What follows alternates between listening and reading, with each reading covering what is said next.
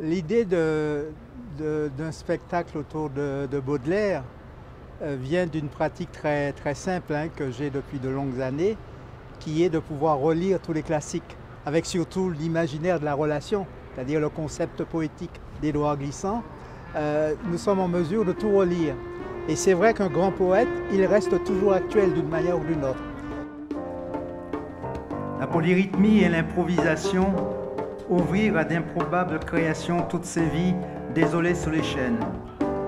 L'une diffracte les corsets de l'esprit et du corps, l'autre les précipite dans une création. Pardonnez-nous, monsieur Baudelaire, mais il est fort possible que dans les plantations, elles aient été nos fleurs très exotiques du mal. Baudelaire Jazz, donc, c'est un livre, c'est un spectacle, c'est toutes sortes de créations à venir en fait.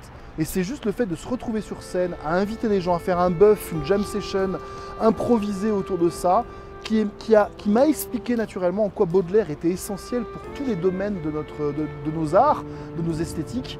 Donc très rapidement, on a constitué une équipe pour faire un chaos opéra, pour faire un bœuf permanent. Regardez, on est à Marseille, je crois que vous l'aurez deviné, vu le contexte. On est à Marseille aujourd'hui, c'est la deuxième du spectacle, et on a des invités différents, et on aura des invités différents à chaque fois. En même temps, c'est un livre, c'est un texte extraordinaire de Patrick, c'est quelque chose qui est gravé dans le marbre et qui nous sert en fait comme une partition, comme un standard de jazz. Ça nous sert à improviser, à se rencontrer. C'est quand même un objet assez incroyable, c'est un spectacle magnifique.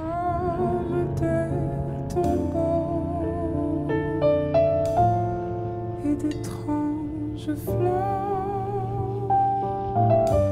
sur tes étagères. Il suffit à ce moment-là de rapprocher cette possibilité de relire les auteurs classiques et l'esprit du jazz qui nous libère et qui nous permet totalement de réinterpréter, d'interpréter, de réinterpréter et d'actualiser sans fin les grands poètes. À partir de là, ça me paraissait évident de faire appel à quelqu'un que j'avais lu quelques mois auparavant, qui est Raphaël Imbert. Je me dis là, il y a du rythme, il y a des cassures, il y a des contretemps, il y a de faux accords, il y a quelque chose d'assez démesuré. Il suffit de refiler le bébé à Raphaël Imbert et je pense qu'il en fera quelque chose.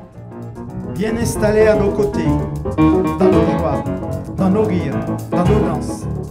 Donc tenez-vous au courant pour tout ce qui va se passer, c'est loin d'être fini en fait. Donc venez à Baudelaire Jazz, lisez Baudelaire Jazz, écoutez Baudelaire Jazz, vivez Baudelaire Jazz.